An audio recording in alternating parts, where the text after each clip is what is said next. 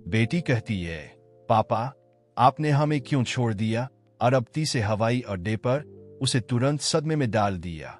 और सुबह की धूप आंद्रेस मोंटेनेग्रो के पेंटहाउस की विशाल खिड़कियों से छनकर आ रही थी, जो विलासिता और अकेलेपन का समान रूप से चित्रण कर रही थी। 40 वर्ष की उम्र में आंद्रेस के पास सब कुछ था। एक बड़ी संपत्ति, एक लगातार बढ़ता व्यवसाय और एक ऐसी जीवनशैली जिससे कई लोग ईर्ष्या करते थे। हालांकि जब वह आईने के सामने अपनी टाई ठीक कर रहा था, तो उसकी आंखों में एक खालीपन दिखाई दे रहा था जिसे कोई भी धनराशि नहीं भर सकती। उसने गहरी सांस ली और अपना इटालियन चमड़े का ब्रीफकेस उठाए। आज एक दिन था जैसे कोई अन्य दिन। बैठकें, करोड़ों के फैसले और अपने साम्राज्य को बनाए रखने का लगातार दबाव। लेकिन कुछ अंदर से उसे कह रहा था कि यह दिन अलग हो। जब निजी लिफ्ट उसे उसके लग्जरी इमारत के भूतल पर ले जा रही थी, तो आंद्रेस उन चेहरों के बारे में सोचे बिना नहीं रह सका जो उसके सपनों में उसका पीछा करते थे। सोफिया, उसकी पूर्व पत्नी, उसकी आंखों में निराशा भरी हुई। मैटियो, उसका बेटा, जो अब 12 साल का होगा और जिसकी आखिरी छवि उसके दिमाग में 6 साल के रोते हुए बच्चे की थी। और कैमिला, उसकी छोटी राजकुमारी, जो मुश्किल से 4 साल की थी जब वह चला गया था। 6 लंबे साल जब से उसने वह फैसला लिया था जिसने उनके जीवन का रुख बदल दिया था। उस समय, यह मानते हुए कि वह सही कर रहा था, उसने अपने परिवार से ऊपर अपनी महत्वाकांक्षा को चुना था। अब विलासिता से घिरा हुआ लेकिन अंदर से खाली, वह सोच रहा था कि क्या वह कभी उस नुकसान की भरपाई कर पाएगा जो उसने किया था।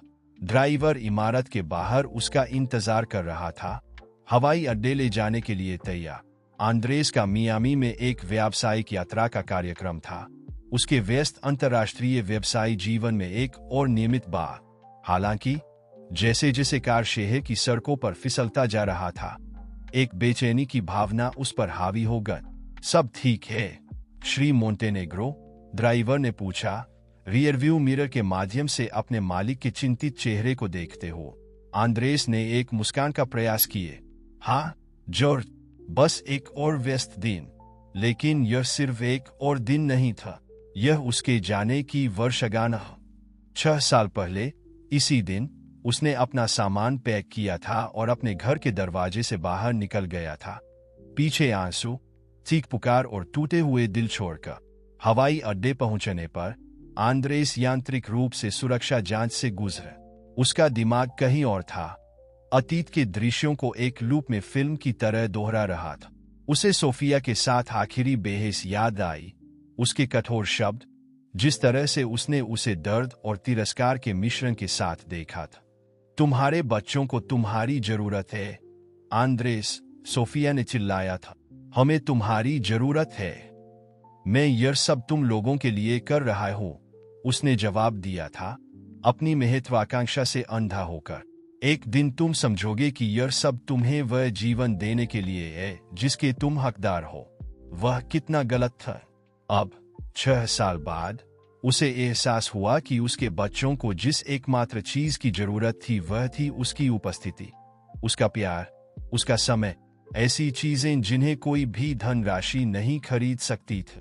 जैसे जैसे वह टर्मिनल में चलता जा रहा था, अपना डिजाइनर सूटकेस खींचते हुए, आंद्रेस एक स्वचालित मशीन की तरह महसूस कर रहा था। उड़ानों की घोषणाएं, यात्रियों का शोर, सब कुछ उसके विचारों के कोलाहल के सामने पृष्ठभूमि का शोर लग रहा था।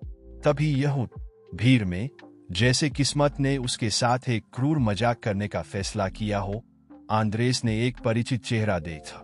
उसका दिल एक पल के लिए रुक गए। वह सोफिया थी। वहां वह थी, उतनी ही खूबसूरत जितना उसे याद था, शायद और भी ज्यादा।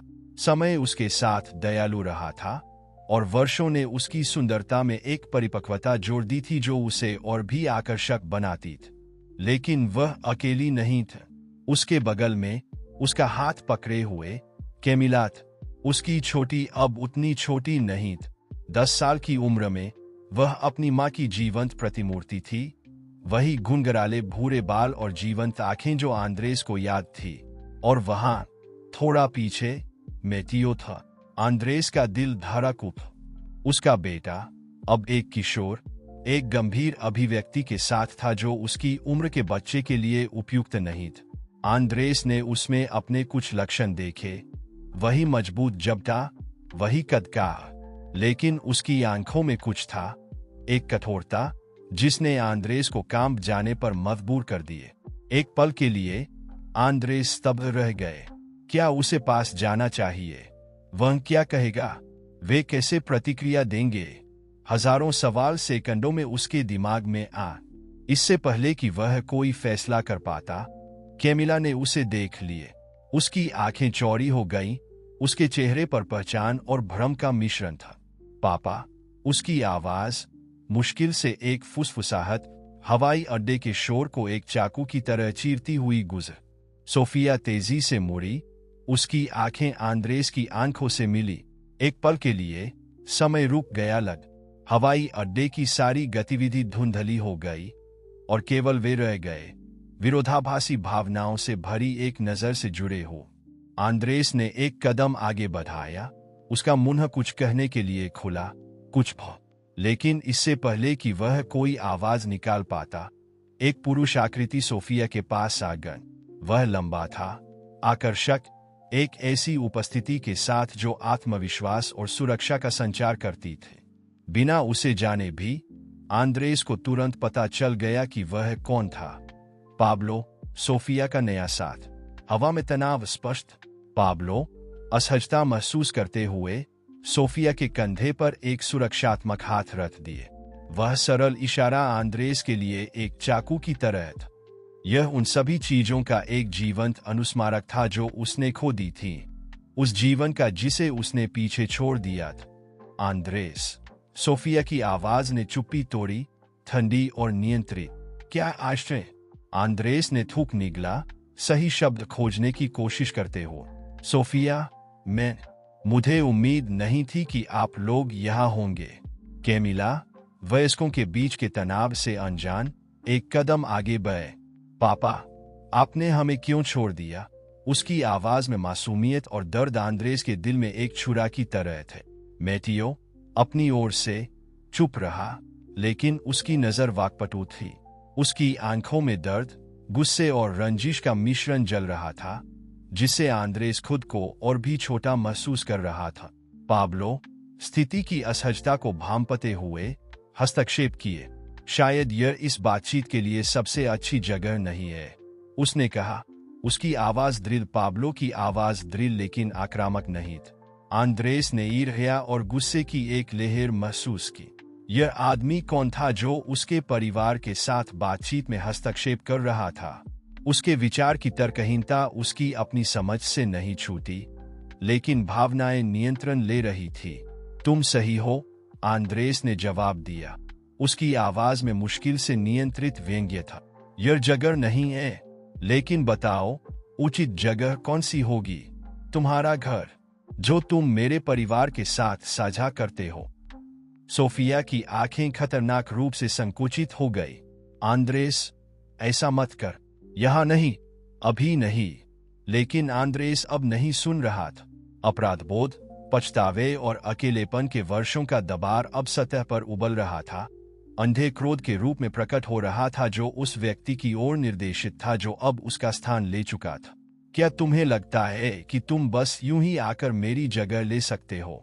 आंद्रेस ने तेजी से कहा, पाब्लो की ओर एक धमकी भरा कदम बढ़ाते हुए। पाब्लो, अपनी प्रशंसा के लिए शांत रह। कोई किसी की जगह नहीं ले रहा है। आंद्रेस, हम बस अपना जीवन जीने की कोशिश कर रहे हैं। ये शब्द, हालांकि शांति स्थापित करने के इरादे से कहे गए थे, केवल आंद्रेस को और भी क्रोधित करने के लिए काम किए। क्रोध और हताशा के एक आवेग में उसने पाब्लो को धक्का दे दिया, जिससे वह पीछे की ओर लड़खड़ा गए। पापा, नहीं, कैमिला चिल्लाई, जबकि मैटियो अपने पिता और पाब्लो के बीच खड़ा होने के लिए आगे बढ़े। स्थिति तेजी से बिगड़ गई। पाब्लो, अंततः धैर्य खोकर, धक्के का जवाब एक मुक्के से दिया जो आंद्रेस की छाती पर पड़ा। तुमने उन्हें छोड़ दिया, पाब्लो चिल्लाया, उसका संयम अंततः टूट गए। तुम्हें इस तरह से आकर और अधिक दर्द पहुंचाने का कोई अधिकार नहीं है। लड़ाई ने टर्मिनल में सभी का ध्यान आकर्षित किए। लोग देखने के लिए रुक गए। कुछ ने रिकॉर्ड करने के लिए अपने फोन निकाले, जबकि अन्य सुरक्षा को बुला रहे थे। सोफिया दृश्य से भयभीत चिल्लाई, बस करो, तुम दोनों रुक जाओ। लेकिन बहुत देर हो चुकी थी। आंद्रेस और पाब्लो हवाई अड्डे के बीच में एक लड़ाई में उलझ गए थे। वर्षों का तनाव और रंजिश अनियंत्रित हिंसा के एक क्षण में मुक्त हो रहा था। मैटियो आंखों में आंसू के साथ अपनी बहन को पकड़कर दृश्य से दूर ले गए। कैमिला बेसुध होकर रो रही थी, हिचकियों के बीच अपने पिता को पुकार रही थी। अंत में हवाई अड्डे की सुरक्षा ने हस्तक्षेप किया, दोनों पुरुषों को अलग करते हुए। आंद्रेस अपनी कमियों फटी हुई और होंठ पर एक कट के साथ अपने चारों ओर देखा। जो कुछ उसने अभी किया था उसकी वास्तविकता उसे जोर से चोट पहुंचा रही थी। उसने कैमिला की आंखों में डर देखा, मैटियो की आंखों में निराशा और सोफिया की आंखों में घृण। उस क्षण में उसे एहसास हुआ कि अपने परिवार से दोबारा जुड़ने के बजाय उसने उनके बीच और भी गहरी खाई खोद दी थी। जब सुरक्षा गार्ड उसे क्षेत्र से बाहर ले जा रहे थे, आंद्रेस ने आखिरी बार अपने परिवार को देखा। सोफिया कैमिला को गले लगाए हुए थी, उसे सांत्वना दे रही थी, जबकि पाब्लो एक काली आंख के साथ मैटियो के कंधे पर एक सुरक्षात्मक हाथ रख रहा था। मुझे माफ कर दो, आंद्रेस ने फुसफुसाया, लेकिन उसके शब्द उस क्षण के कोलाहल में खो गए। घंटों बाद हवाई अड्डे के पूछताछ कक्ष में बैठे आंद्रेस दिन की घटनाओं पर विचार कर रहा था। उसकी मियामी की उड़ान भूल गई थी। उसकी व्यावसायिक योजनाएं, जो अभी हुआ था, उसकी महत्ता के सामने तुच्छ थी। एक अधिकारी कमरे में आए। श्री मोंटेनेग्रो, आपका वकील यहाँ है। आंद्रेस ने मशीनी रूप से सिर हिलाए। वह जानता था कि अपने पैसे और प्रभाव के साथ वह शायद इस स्थिति से बिना किसी बड़े कानूनी परिणाम के बाहर निकल जाएगी, लेकिन भावनात्मक परिणाम वे बहुत अधिक कठिन हों। अपने वकील का इंतजार करते हुए आंद्रेस यह सोचे बिना नहीं रह सका कि वह इस बिंदु पर कैसे पहुंच, कैसे वह व्यक्ति जिसके पास एक बार वह सब था जो वास्तव में मायने रखता था, इस भावनात्मक मलबे में बदल गया था। एक हवाई अड्डे पर एक किशोर की तरह लड़ रहा था। यादें उस पर टूट पड़ी, उसे 6 साल पहले उस दिन पर ले जाते हुए जिसने सब कुछ बदल दिया। 34 वर्षीय आंद्रेस मोंटेनेग्रो अपने करियर के शिखर पर था। उसके टेक स्टार्टअप को सिलिकॉन वैली की एक बड़ी कंपनी से अरबों की खरीद की पेशकश मिली। यह हर उद्यमी का सपना था जो साकार हो रहा था। उस रात वह सामान्य से देर से घर पहुंचा। उत्तेजना से दिल तेजी से धड़क रहा था और दिमाग संभावनाओं से भरा हुआ था। अंदर आते ही उसे सोफिया रसोई में रात का खाना बनाते हुए मिल। 6 साल का मैटियो रसोई की मेज पर बैठा उत्साह से रंग भर रहा था, जबकि 4 साल की कैमिला फर्श पर अपनी गुड़ियों के साथ खेल रही थी। पापा, मैटियो ने उसे देखते ही चिल्लाया और उसे गले लगाने के लिए दौड़ पड़ा। कैमिला पीछे नहीं रहना चाहती थी, वह भी अपने पिता का स्वागत करने के लिए उठ खड़ी हो। आंद्रेस ने दोनों को गले लगा लिया, खुद को दुनिया का सबसे भाग्यशाली व्यक्ति महसूस करते हुए। उसके पास एक सुंदर परिवार था और अब इस नए सौदे के साथ वह उन्हें वह सब कुछ दे सकता था जिसका उसने हमेशा सपना देखा था। सोफिया, हमें बात करनी है, उसने कहा, अपनी उत्तेजना को नियंत्रित न कर पाते हुए। कुछ अद्भुत हुआ है। सोफिया ने उसे देखा। उसकी आंखों में जिज्ञासा और चिंता का मिश्रण था। वह आंद्रेस की इस नजर को जानती थी। उसने इसे पहले तब देखा था जब उसके पास अपने काम से संबंधित बड़ी खबरें होती थी। बच्चों को सुलाने के बाद आंद्रेस और सोफिया लिविंग रूम में बैठ गए। उसने उसे ऑफर के बारे में बताया कि यह कैसे उनके जीवन को बदल देगा, उन सभी अवसरों के बारे में जो उनके लिए खुलेंगे। लेकिन एक शर्त है, आंद्रेस ने अंत में कहा, हमें कैलिफोर्निया जाना होगा। कंपनी चाहती है कि मैं वहां रहूं ताकि संक्रमण की देखरेख कर सकूं और फिर एक नए डिवीजन का नेतृत्व कर सकूं। जो चुप्पी छाई वह असहनीय। सोफिया ने उसे देखा, जानकारी को संसाधित करते हुए। आंद्रेस, उसने आरंभ किया, सावधानी से अपने शब्द चुनते हुए, यह अद्भुत लगता है। लेकिन क्या तुमने सोचा है कि इसका बच्चों के लिए क्या मतलब होगा? मेरे लिए हमारा पूरा जीवन यहाँ है। मेरा काम, मेटियो का स्कूल, हमारे दोस्त, हमारा परिवार। आंद्रेस ने अपने उत्साह में पूरी तरह से विचार नहीं किया था कि यह बदलाव उसके परिवार पर क्या प्रभाव डालेगा। उसके मन में वह केवल अवसरों को देख रहा था, उस उज्जवल भविष्य को जो वह उन्हें प्रदान कर सकता था। सोफिया, सोचो कि हम इस पैसे से बच्चों को क्या दे सकते हैं। सबसे अच्छी शिक्षा, दुनिया भर की यात्राएं, जीवन भर की आर्थिक सुरक्षा। लेकिन सोफिया आश्वस्त नहीं थी। बच्चों को यह सब नहीं चाहिए आंद्रेस। उन्हें स्थिरता की जरूरत है। उन्हें अपने पिता की उपस्थिति की जरूरत है। तुम यहां भी बहुत काम करते हो, कैलिफोर्निया में कैसा होगा? 22 घंटों तक चल। आंद्रेस महत्वाकांक्षा से अंधा और यह मानते हुए कि वह अपने परिवार के लिए सबसे अच्छा कर रहा है, यह नहीं समझ सकता था कि सोफिया उसके उत्साह को क्यों साझा नहीं कर रही थी। उसके लिए यह एक बेहतर जीवन का टिकट था, अपने बच्चों को वह सब देने का अवसर जो उसके पास कभी नहीं था। क्या तुम नहीं देख सकती? आंद्रेस ने निराश होकर तर्क दिए। मैं यह सब तुम लोगों के लिए कर रहा हूं, हमारे भविष्य के लिए। सोफिया ने उसे दुख के साथ देख। नहीं आंद्रेस, तुम यह अपने लिए कर रहे, अपने अहंकार के लिए, अपनी महत्वाकांक्षा के लिए। हमारे पास यहाँ पहले से ही वह सब है जिसकी हमें जरूरत है। सोफिया के शब्दों ने उसे पेट में मुक्का मारने जैसा महसूस कराए। कैसे वह यह नहीं देख सकती थी कि उसकी सारी मेहनत उनके लिए थी। अगले दिन तनावपूर्ण रहे। आंद्रेस ऑफिस में और अधिक समय बिताने लगा, सोफिया की आरोपी नजरों और बच्चों के मासूम सवालों से बचते हुए। उसने खुद से कहा कि ऐसा इसलिए था क्योंकि बड़े कदम से पहले उसे बहुत काम करना था, लेकिन अंदर से वह जानता था कि वह भाग रहा था। एक रात, प्रारंभिक ऑफर के लगभग 2 सप्ताह बाद, आंद्रेस आधी रात के बाद घर पहुंचा। उसने सोफिया को लिविंग रूम में जागते हुए पाए। हमें बात करनी है, उसने कहा। उसकी आवाज थकी हुई लेकिन दृढ़ थी। आंद्रेस ने सिर हिलाया, जानते हुए कि यह क्षण अपरिहार्य था। मैंने बहुत सोचा है, सोफिया ने शुरू किए, और मैं यह नहीं कर सकती आंद्रेस। मैं बच्चों को उनके घर से, उनके स्कूल से, उनके दोस्तों से नहीं उखाड़ सकती। मैं अपना काम, अपना परिवार, हमने यहाँ जो कुछ बनाया है, उसे नहीं छोड़ सकती। आंद्रेस ने महसूस किया जैसे दुनिया रुक गई।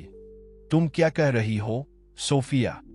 मैं यह कह रही हूं कि अगर तुम वह ऑफर स्वीकार करने का फैसला करते हो, अगर तुम कैलिफोर्निया जाने का फैसला करते हो, तो तुम्हें अकेले जाना होगा। शब्द उनके बीच एक हथौड़े की तरह गिरे। आंद्रेस ने उसे अविश्वास से देखा। क्या तुम मुझे अल्टीमेटम दे रही हो? नहीं आंद्रेस, मैं तुम्हें एक विकल्प दे रही हूं, तुम्हारा परिवार या तुम्हारी महत्वाकांक्षा। तुम दोनों को उस तरह से नहीं रख सकते जिस तरह से तुम इसे प्रस्तुत कर रहे हो। क्रोध ने आंद्रेस पर कब्जा कर लिए। तुम इतनी स्वार्थी कैसे हो सकती हो? क्या तुम नहीं देख सकती कि मैं हमें एक बेहतर जीवन देने की कोशिश कर रहा हूं? सोफिया खड़ी हो गई, उसकी आंखों में आंसू थे। यहां एकमात्र स्वार्थी तुम हो आंद्रेस। हमारे पास पहले से ही एक अच्छा जीवन है। हमारे पास प्यार है, हमारे पास स्वास्थ्य है, हमारे पास वह सब है जिसकी हमें जरूरत है। लेकिन यह तुम्हारे लिए पर्याप्त नहीं है, एना। तुम्हें हमेशा और चाहिए, तुम्हें हमेशा कुछ साबित करने की जरूरत है। शब्द और भी कठोर हो गए, आरोप और भी कड़वे हो गए। छिपे हुए वर्षों के रंजिश सतह पर आ गए।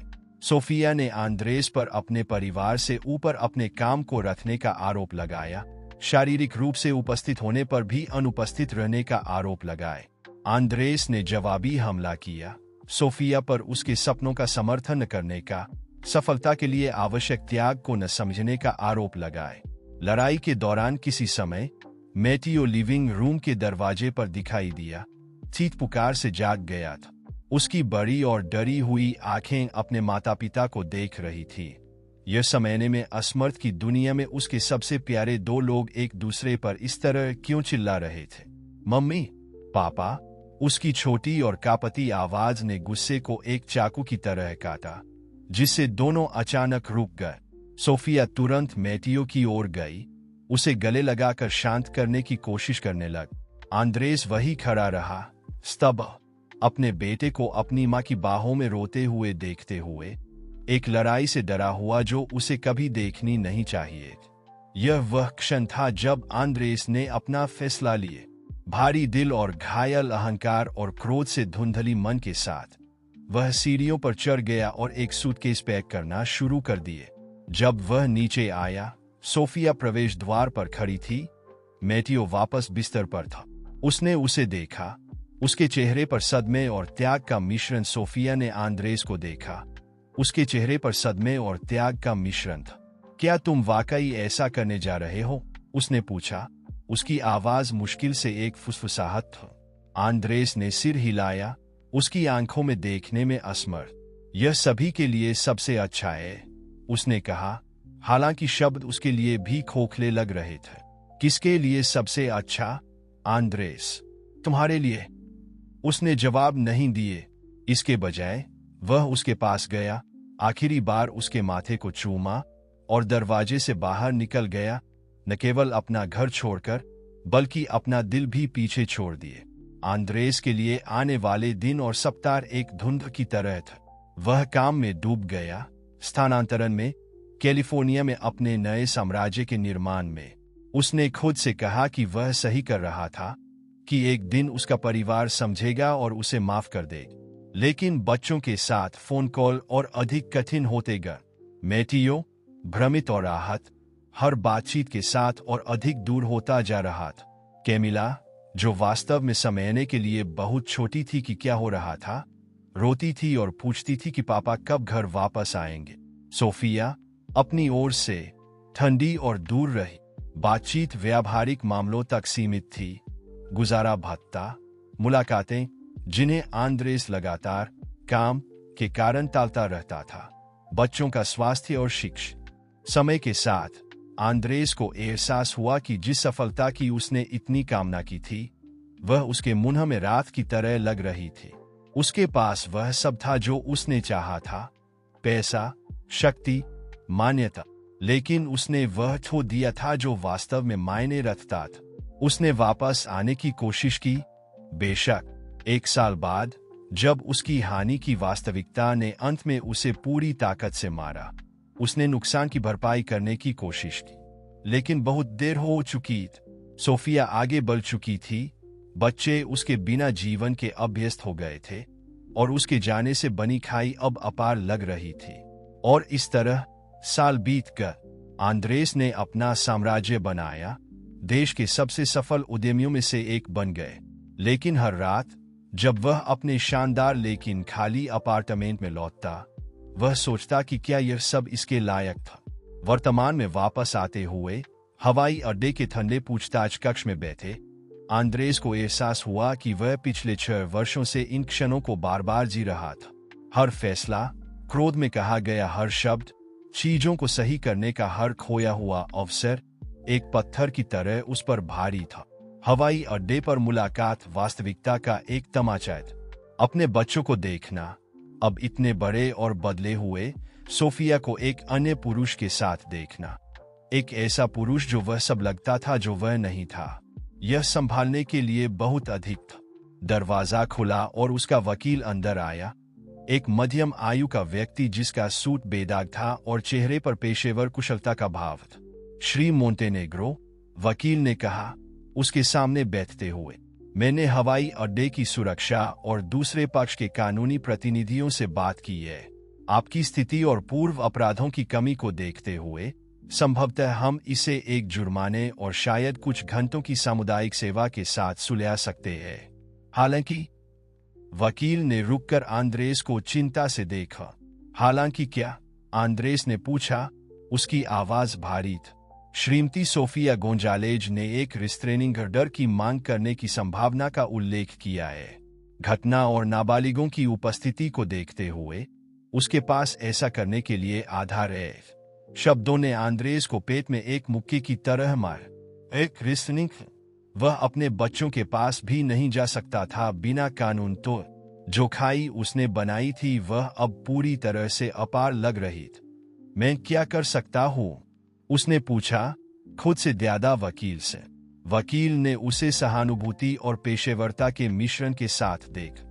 कानूनी रूप से हम रिस्ट्रेनिंग ऑर्डर के खिलाफ लड़ सकते हैं अगर यह प्रस्तुत किया जाता है, लेकिन श्री मोंटेनेग्रो, अगर आप मुझे अनुमति दे तो मुझे लगता है कि आपको जिसकी जरूरत है वह कानूनी दृष्टिकोण नहीं है बल्कि एक व्यक्तिगत दृष्टिकोण है। आंद्रेस ने नजर उठाई, उत्सुक। बहुत समय बीत चुका है, वकील ने जारी रखा। ख्वाब गहरे है। अगर आप वास्तव में अपने परिवार से फिर से जुड़ना चाहते हैं तो आपको धैर्य, विनम्रता और सबसे महत्वपूर्ण निरंतरता की आवश्यकता हो। आप वर्षों की अनुपस्थिति के बाद बस यूं ही प्रकट नहीं हो सकते और उम्मीद नहीं कर सकते कि सब कुछ सामान्य हो जाएगा। वकील के शब्द आंद्रेस के अंदर गूंजे।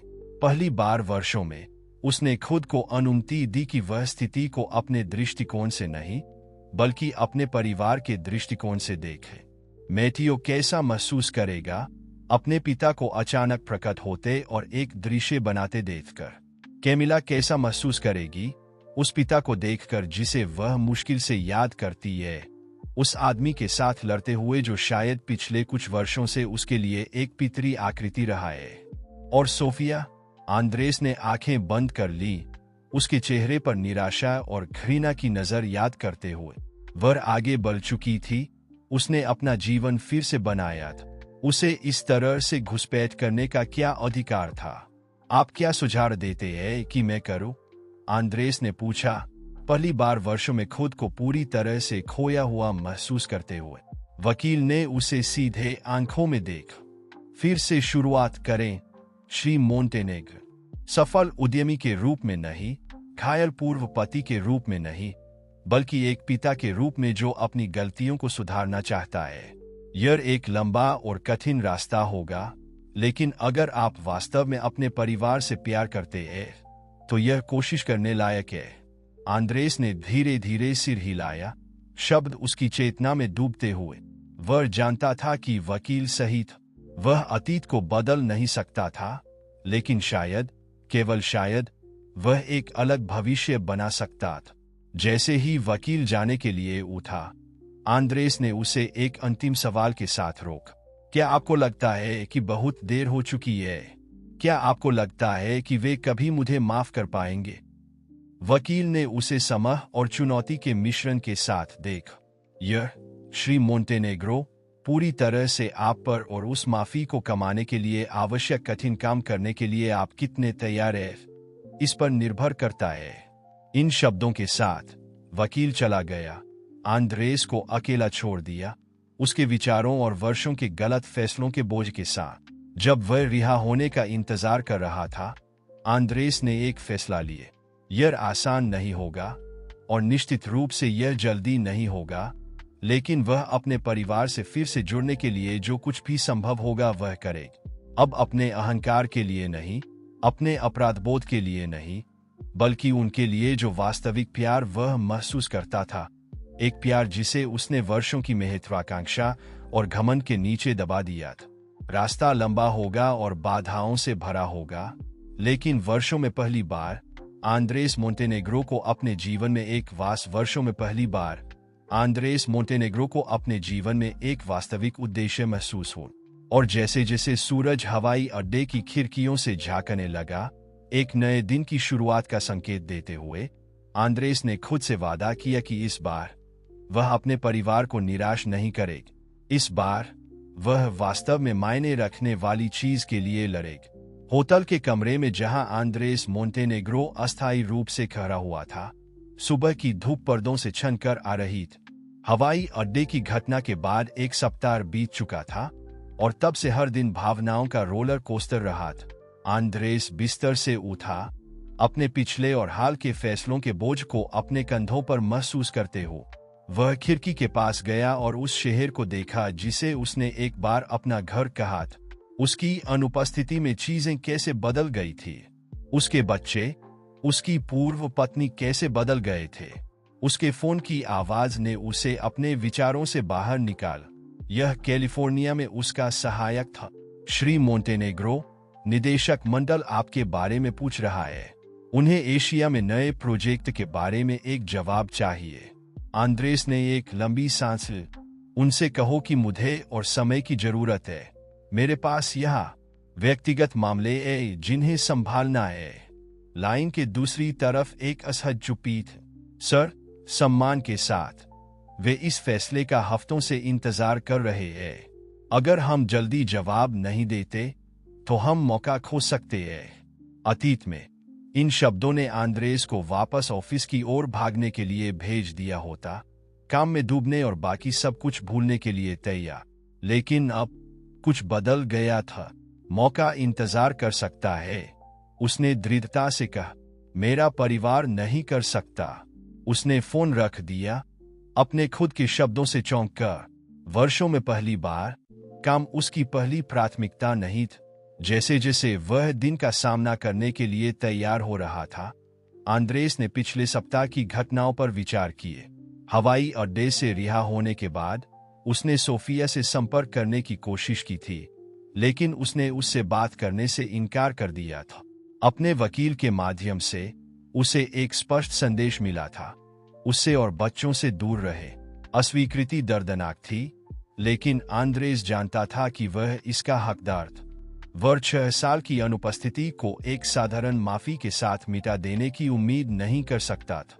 मुक्ति के अपने मार्ग पर शुरुआत करने का निर्णय लेते हुए आंद्रेस होटल से बाहर निकला और एक पास के पार्क की ओर चल पड़ा। वह जानता था कि मैथियो शनिवार की सुबह वहां फुटबॉल का अभ्यास करता था।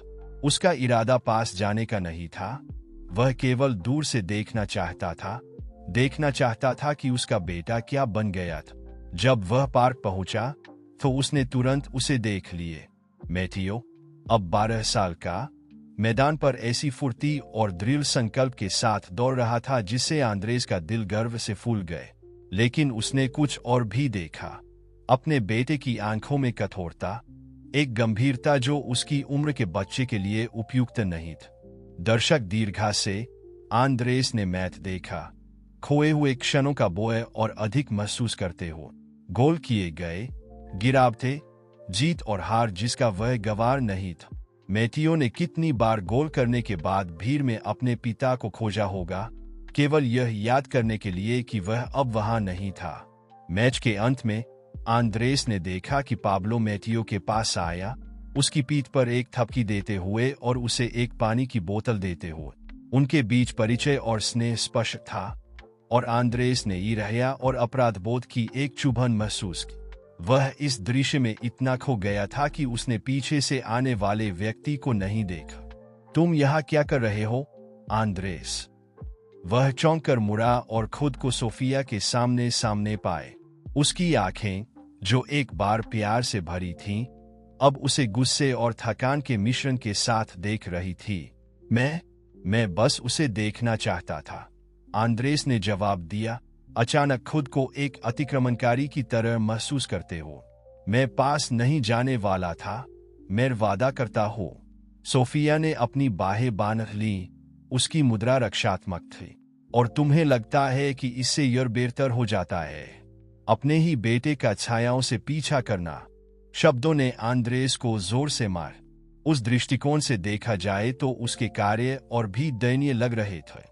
मुझे माफ करो सोफिया, मैं सोच नहीं रहा था, तुम बस अपने बारे में सोच रहे थे, जैसा कि तुम हमेशा करते हो। सोफिया ने बीच में टोका, क्या तुम्हें अंदाजा है कि तुमने हवाई अड्डे पर अपने छोटे तमाशे से मैथियो के साथ क्या किया?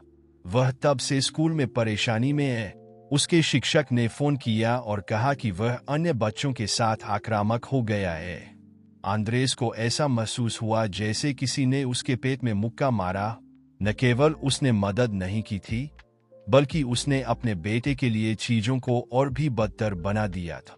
सोफिया, कृपया, आंद्रेस ने विनती की, मुझे उससे बात करने दो, मुझे उसे संभालने दो। क्या समझाना है, आंद्रेस? सोफिया की आवाज तीखी थी कि उसके पिता ने अपने परिवार के बजाय पैसे और सफलता को चुना। कि 6 साल की अनुपस्थिति के बाद तुम जो पहली चीज करते हो वह है एक दृश्य बनाना और उस आदमी के साथ लड़ना जो उसके लिए तुमसे ज्यादा पीता रहा है।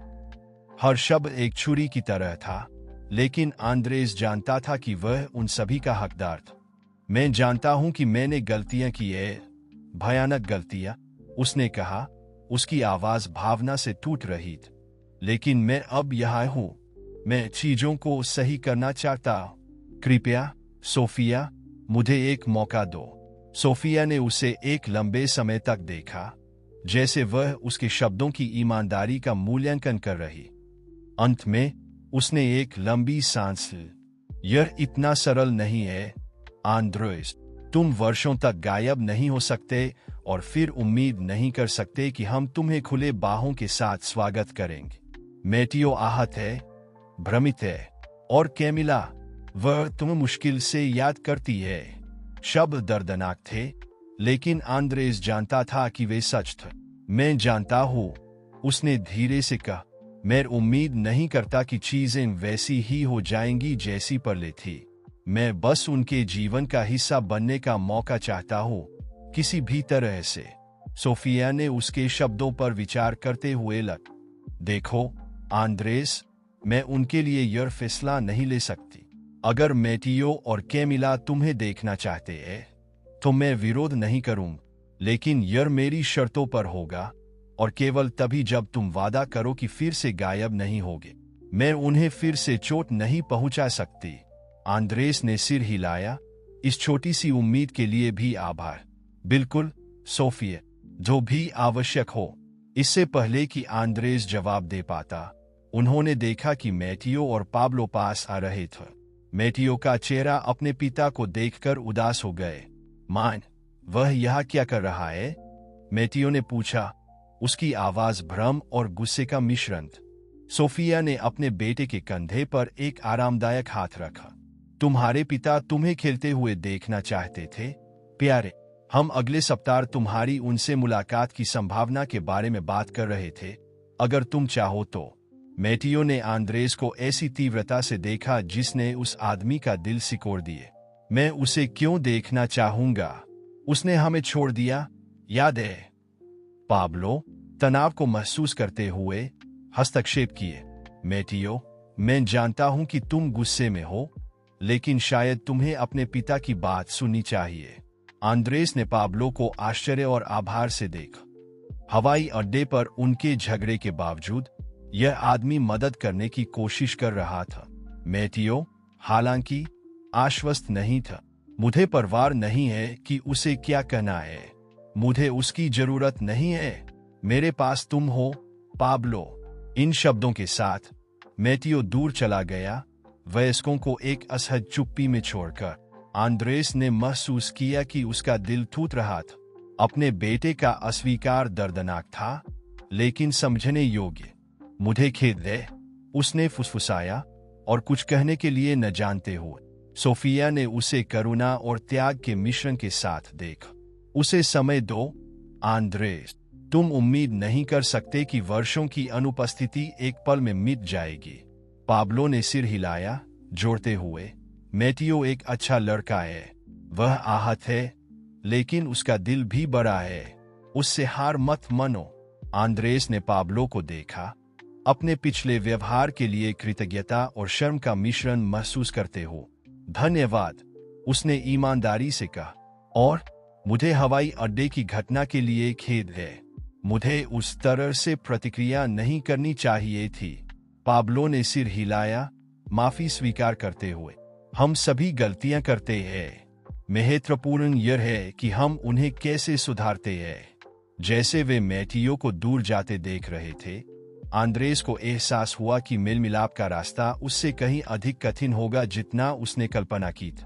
लेकिन वह हार मानने को तैयार नहीं था।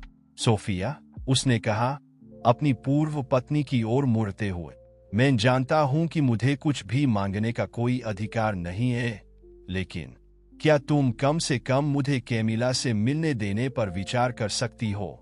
मैं समझता हूं अगर मैटियो मुझे नहीं देखना चाहता, लेकिन शायद।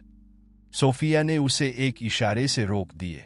मैं दोनों से बात करूंगी, आंद्रेस, लेकिन मैं कुछ वादा नहीं कर सकती, और अगर वे तुमसे मिलने के लिए सहमत होते हैं तो यह मेरी शर्तों पर होगा। समय। आंद्रेस ने सिर हिलाया। इस छोटी सी संभावना के लिए भी आभार। बिल्कुल, जो भी आवश्यक हो। जैसे सोफिया और पाब्लो मैटियो तक पहुंचने के लिए दूर जा रहे थे, आंद्रेस पार्क में अकेला रह गया, अपने परिवार को देखते हुए जो एक बार उसका था। उसके सामने जो काम था वह विशाल लग रहा था, लेकिन वर्षों में पहली बार उसे लग रहा था कि वह सही रास्ते पर था। उसने अपना फोन निकाला और एक नंबर डायल किए। हेलो। हाँ, मैं आंद्रेस मोंटेनेग्रो बोल रहा हूँ। मुझे अगले कुछ हफ्तों के लिए अपनी प्रतिबद्धताएं रद्द करने की जरूरत है। मेरे पास यहाँ तत्काल व्यक्तिगत मामले हैं जिन्हें संभालना है। जैसे उसने फोन रख दिया, आंद्रेस ने एक आखिरी बार उस दिशा में देखा जहां मैटियो गायब हो गया था। इस बार उसने खुद से फुसफुसाया, मैं उन्हें निराश नहीं करूंगा। इस बीच सोफिया के घर में कैमिला अपने कमरे में बैठी चित्र बना रही थी। 10 साल की उम्र में वह एक रचनात्मक और संवेदनशील लड़की थी, जिसमें अपने आसपास के लोगों की भावनाओं को समझने की अद्भुत क्षमता थी। सोफिया कमरे में आई, अपनी बेटी को प्यार और चिंता के मिश्रण के साथ देखते हो। तुम क्या बना रही हो, प्यारी? कैमिला ने ऊपर देखा। उसकी बड़ी भूरी आंखों में उसकी उम्र से कहीं अधिक बुद्धिमत्ता थी। हमारा परिवार, उसने जवाब दिया, अपनी मां को चित्र दिखाते हुए। सोफिया ने कागज लिया, अपने गले में एक गांठ महसूस करते हुए। चित्र में 5 आकृतियां थीं: सोफिया, मैटियो, कैमिला, पाब्लो और आंद्रेस। अंतिम व्यक्ति बाकी लोगों से थोड़ा दूर खड़ा था। यह बहुत सुंदर है मेरी जान, सोफिया ने कहा, अपनी बेटी के बगल में बैठते हुए। लेकिन तुमने अपने पापा को इतना दूर क्यों बनाया है? कैमिला ने कंधे उठा। क्योंकि ऐसा ही है, ए ना, वह दूर है। सोफिया ने अपनी बेटी को गले लगाया, स्थिति का बोझ महसूस करते हुए। कैमिला, मुझे तुमसे कुछ पूछना है। तुम्हारे पापा, वह तुमसे मिलना चाहते हैं। तुम इसके बारे में क्या सोचती हो?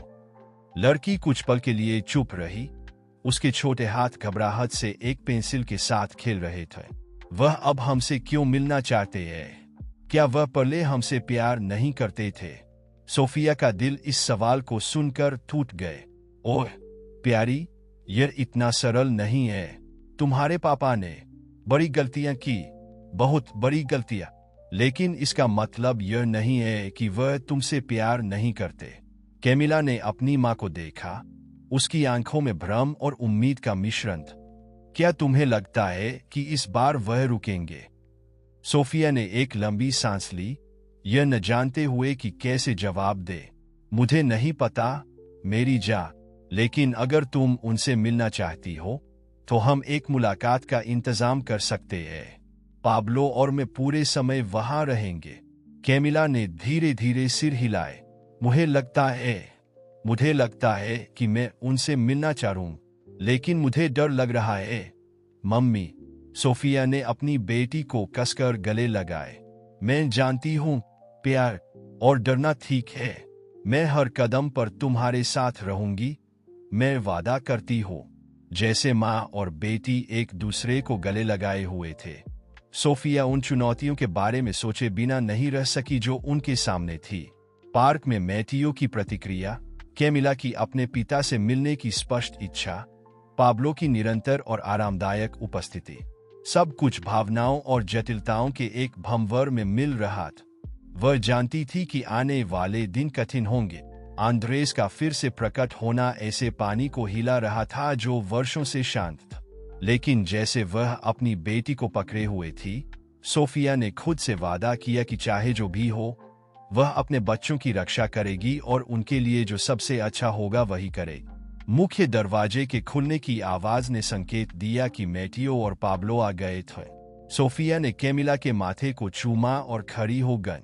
चलो प्यार, रात के खाने का समय हो गया है, और उसके बाद मुझे लगता है कि हम सभी को एक लंबी पारिवारिक बातचीत करने की जरूरत है। कैमिला ने अपनी मां का हाथ पकड़ लिया और वे एक साथ कमरे से बाहर निकल गए। उन चुनौतियों का सामना करने के लिए तैयार जो उनका इंतजार कर रही थी, उस एकजुट परिवार के रूप में जो वे थे। सोफिया के घर के लिविंग रूम में तनाव स्पष्ट था।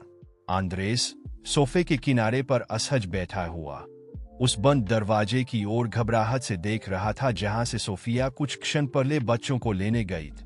पाब्लो खिड़की के पास खड़ा एक शांत निगरानी बनाए हुए था। उसकी उपस्थिति समर्थन और चेतावनी का मिश्रण था। चुप्पी को पास आते कदमों की आवाज ने तोड़ आंद्रेस सीधा हो गया। उसका दिल छाती में जोर से धड़क रहा था। दरवाजा खुला और सोफिया अंदर आई। उसके पीछे कैमिला था। मैटियो हालांकि कहीं नहीं दिखाई दे रहा था। मैटियो कहाँ है? आंद्रेस ने पूछा, अपनी निराशा को छिपाने में असमर्थ। सोफिया ने पाब्लो के साथ एक नजर का आदान प्रदान किया और फिर जवाब दिए, मैटियो, उसे और समय चाहिए।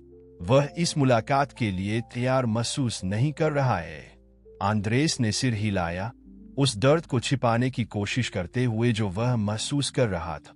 उसने कैमिला पर ध्यान केंद्रित किया, जो उसे जिज्ञासा और आशंका के मिश्रण के साथ देख रही थी। नमस्ते कैमिला, उसने धीरे से कहा, एक कापती मुस्कान के साथ। तुम बहुत बड़ी हो गई हो। कैमिला धीरे धीरे पास आई। उसकी आंखें कभी अपने पिता को नहीं छोड़ रही थी। नमस्ते, उसने धीमी आवाज में जवाब दिए। असहज चुप्पी का एक क्षण था इससे पहले कि आंद्रेस फिर से बोल, मैंने तुम्हारे लिए कुछ लाया है, उसने कहा, एक बैग तक पहुंचते हुए जो वह अपने साथ लाया था। उसने एक सुंदर कला पुस्तक निकाली जिसके पन्ने रंगीन चित्रों से भरे थे। मुझे याद है कि तुम्हें हमेशा चित्र बनाना पसंद था। कैमिला की आंखें किताब देखकर चमक उठी।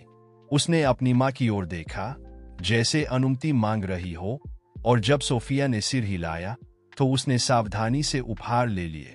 धन्यवाद, उसने कहा। उसके होठों पर एक छोटी सी मुस्कान आ रही थी। इस छोटी सी जीत से उत्साहित आंद्रेस ने जारी रखा, मुझे तुम्हारे कुछ चित्र देखना बहुत अच्छा लगेगा, अगर तुम मुझे दिखाना चाहो तो। कैमिला एक पल के लिए हिचकिचाई, लेकिन फिर सिर हिलाए। मेरे पास कुछ मेरे कमरे में है, क्या मैं उन्हें लेने जा सकती हूँ मम्मी? सोफिया ने सिर हिलाया और कैमिला जल्दी से कमरे से बाहर चली गई। एक बार जब वे अकेले थे, आंद्रेस सोफिया और पाब्लो की ओर मुड़, इसकी अनुमति देने के लिए धन्यवाद, उसने ईमानदारी से कहा। सोफिया ने उसे सावधानी और त्याग के मिश्रण के साथ देखा। यह बच्चों की भलाई के लिए है आंद्रेस, लेकिन याद रखो, यह पिछले 6 साल को नहीं मिटाता। आंद्रेस ने गंभीरता से सिर हिलाए। मैं जानता हूं, और मैं उनका विश्वास फिर से जीतने के लिए जो भी आवश्यक हो करने को तैयार हूं। पाब्लो, जो अब तक चुप था, बोल, आंद्रेस, मुझे चाहिए कि तुम कुछ समय, ये बच्चे, वे मेरा परिवार भी है। मैं वर्षों से उनके लिए वहां रहा हूं। मैं सिर्फ इसलिए गायब नहीं हो जाऊंगा क्योंकि तुमने वापस आने का फैसला किया है। पाब्लो के शब्द, हालांकि बिना किसी दुर्भावना के कहे गए थे, आंद्रेस के पेट में एक मुक्के की तरह लगे। यह उन सभी चीजों का एक दर्दनाक अनुस्मारक था जो उसने खो दी थी। मैं समझता हूं, आंद्रेस ने जवाब दिया, उसकी आवाज तनावपूर्ण थी। और धन्यवाद मेरे न होने पर वहां रहने के लिए। इस क्षण को कैमिला के लौटने ने बाधित किया, जो चित्रों से भरी एक फोल्डर लेकर आई। वह आंद्रेस के बगल में बैठ गई और उसे अपनी रचनाएं दिखाने लगी, अपनी उम्र के बच्चे के उत्साह के साथ हर एक को समझाते हुए। आंद्रेस ध्यान से सुन रहा था, अपनी बेटी की प्रतिभा पर चकित और दर्दनाक रूप से इस बात से अवगत कि वह कितना कुछ चूक गया था। हर चित्र कैमिला के जीवन के एक ऐसे क्षण की एक खिड़की थी जिसका वह गवाह नहीं था। उसका पहला स्कूल का दिन, पारिवारिक छुट्टियां, जन्मदिन। कैमिला के एक विशेष रूप से रंगीन चित्र के बारे में बताने के बीच में लिविंग रूम का दरवाजा अचानक खुल गए। मैटियो अंदर आया। उसका चेहरा मुश्किल से नियंत्रित क्रोध का एक मुखौटा था। यहाँ क्या हो रहा है? उसने मांग की। उसकी आवाज भावना से कांप रही थी। सभी अचानक रुकावट से कौंक गए। सोफिया सबसे पहले प्रतिक्रिया दी। मैटियो, प्यारे, मुझे लगा था कि तुमने हमारे साथ न आने का फैसला किया था। मैंने अपना मन बदल लिया, मेटियो ने जवाब दिया। उसकी आंखें आंद्रेस पर टिकी हुई थी। मैं खुद अपनी आंखों से देखना चाहता था कि क्या यह सच था कि वह वापस आ गया था। आंद्रेस धीरे से खड़ा हुआ, अनिश्चित कि कैसे आगे बढ़ना है। मेटियो, मैं नहीं। मेटियो ने उसे बीच में ही रोक दिया। उसकी आवाज भावना से भरी हुई थी। मैं तुम्हारे बहाने नहीं सुनना चाहता। क्या तुम्हें लगता है कि तुम इन सभी वर्षों के बाद बस यूं ही प्रकट हो सकते हो और ऐसा व्यवहार कर सकते हो जैसे कुछ हुआ ही नहीं? क्या तुम्हें लगता है कि एक बेवकूफ सा उपहार सब कुछ ठीक कर देगा? कैमिला अपने भाई के विस्फोट से डरकर पाब्लो के पास चली गई, जिसने उसे सुरक्षात्मक रूप से गले लगा लिए। आंद्रेस ने अपने बेटे की ओर एक कदम बढ़ाया। उसके हाथ विनती के इशारे में फैले हुए थे। मेटियो, मैं जानता हूं कि तुम गुस्से में हो और तुम्हें इसका पूरा अधिकार है। मैंने भयानक गलतियां की। गलतियां? मेटियो चिल्लाया। उसकी आवाज टूट रही थी। क्या तुम अपने परिवार को छोड़ने को गलती कहते हो? क्या तुम्हें पता है कि मैंने कितनी रातें रोते हुए बिताई, यह सोचते हुए कि मेरे पापा मुझसे प्यार क्यों नहीं करते? क्या तुम्हें अंदाजा है कि कैसा लगता है अपने सभी दोस्तों को फुटबॉल मैचों में अपने पिताओं के साथ देखना, जबकि मेरा पिता फोन करने की भी परवाह नहीं करता था? हर शब्द आंद्रेस के लिए एक छुरा था।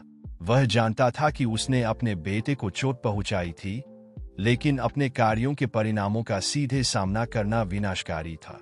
मुझे खेद है, आंद्रेस ने कहा। उसकी आवाज मुश्किल से एक फुसफुसाहट। मुझे बहुत खेद है मेटिए, अगर मैं वापस जा सकता। लेकिन तुम नहीं जा सकते, मेटियो चिल्लाए। तुम वापस नहीं जा सकते और तुम इसे ठीक नहीं कर सकते। मैं तुमसे नफरत करता हूं। काश तुम कभी वापस नहीं आते। इन शब्दों के साथ मेटियो कमरे से बाहर भाग गया। उसके कदमों की आवाज घर में गूंजती हुई एक दरवाजे के जोर से बंद होने की आवाज के साथ समाप्त हो, जो चुप्पी छाई वह बहरी करने वाली थी। कैमिला पाब्लो की बाहों में चुपचाप रो रही थी, जबकि सोफिया आंद्रेस को दया और त्याग के मिश्रण के साथ देख रही थी। आंद्रेस सोफे पर गिर गया, हार मानकर। मुझे खेद है, उसने फुसफुसाया, अपने से ज्यादा दूसरों से। मैंने सब कुछ बर्बाद कर दिया है, एना। सोफिया उसके पास आई। उसका चेहरा थोड़ा नरम हो गए। आंद्रेस, तुम्हें समझना हो, यह आसान नहीं हो। मेटियो वर्षों से बहुत दर्द और रंजिश ढो रहा है। तुम उम्मीद नहीं कर सकते कि यह रातों रात गायब हो जाएगा। पाब्लो, अभी भी कैमिला को पकड़े हुए, ने जोड़ा। उसे समय दो, और सबसे महत्वपूर्ण, निरंतर रह। अगर तुम वास्तव में उनके जीवन का हिस्सा बनना चाहते हो, तो तुम्हें उन्हें दिखाना होगा कि इस बार तुम रुकोगे, चाहे जो भी हो। आंद्रेस ने सिर हिलाया, अनजाने में एक आंसू पोंछते हुए जो बह निकला था। उसने कैमिला की ओर देखा, जो उसे डर और दुख के मिश्रण के साथ देख रही थी। मुझे माफ कर दो, राजकुमार। मैं नहीं चाहता था कि तुम यह देखो। कैमिला धीरे से पाब्लो से अलग हुई और अपने पिता के पास आई। सभी के आश्चर्य के लिए उसने उसे गले लगा लिए। कोई बात नहीं, पापा, उसने धीरे से कहा। मेटियो अभी गुस्से में है, लेकिन मुझे पता है कि वह भी आपको उतना ही मिस करता है जितना मैं करती हूँ। कैमिला के शब्द आंद्रेस के घायल दिल के लिए मरहम की तरह थे। उसने उसे कसकर गले लगाया, खुद से वादा करते हुए कि इस बार, चाहे जो भी हो, वह उन्हें निराश नहीं करेगा। सोफिया दृश्य देखकर भावनाओं के मिश्रण को महसूस कर रही थी। एक तरफ वह डरती थी कि आंद्रेस फिर से बच्चों को चोट पहुंचाएगा। दूसरी तरफ उसका एक छोटा सा हिस्सा यह मानना चाहता था कि इस बार अलग होगा। मुझे लगता है आज के लिए काफी है, उसने धीरे से कहा। आंद्रेस, शायद तुम्हें जाना चाहिए। हमें इस सब को समझने के लिए समय की जरूरत है। आंद्रेस ने सिर हिलाया, धीरे से कैमिला को छोड़ते हुए। बिल्कुल, इस मौके के लिए धन्यवाद। मैं वादा करता हूं कि इस बार मैं सब कुछ सही करूंगा।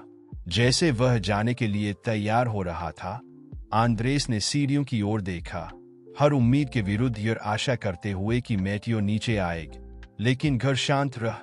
पाब्लो ने उसे दरवाजे तक पहुंचाए। इससे पहले कि आंद्रेस बाहर निकले, पाब्लो ने उसके कंधे पर एक हाथ रखकर उसे रोका। देखो, मैं जानता हूं कि यह तुम्हारे लिए कठिन है, लेकिन बच्चों की खातिर मुझे ईमानदारी से उम्मीद है कि इस बार तुम अपना वादा निभाओगे। आंद्रेस ने पाब्लो को देखा। उसमें एक प्रतिद्वंद्वी नहीं बल्कि एक ऐसा व्यक्ति देखा जो वास्तव में उसके बच्चों की परवाह करता था। मैं करूंगा, उसने वादा किए। चाहे जितना समय लगे, मैं उन्हें छोड़कर नहीं जाऊंगा।